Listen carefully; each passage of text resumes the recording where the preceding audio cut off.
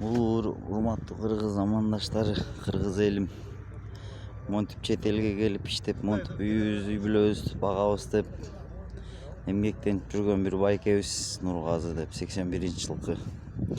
Могу катары биякта деген Москвада деген жанагындай 46 гектарга коронавируска карата эме салынып аткан больница, ошол жерде жана вентиляция киргизген байкебиз ошол жакта иштечү экен. Өтүп кетти, жаңы эле каза болуп, кой куйкалангандай эле куйкалып кетти.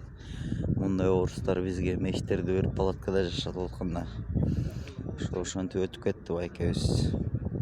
Эмне болсок да, кайда болсок да кыргыздар аман бололучу. Кыргыз калкым, эмне дейм башка, монтип өтүп кетти биздин кыргыз байкебиз. Кыргыздардын баары эми биякта акча чогултуп бирдеке кылабыз, үй бүлөсүн таппай атабыз. Тапкандар, билгендер болсо, Кара Сулук Кахарман дейби, ошол айылдан экен. 81-жылкы Баймырзаев Нургазы деген байкебиз өтүп кетти. Мына орустар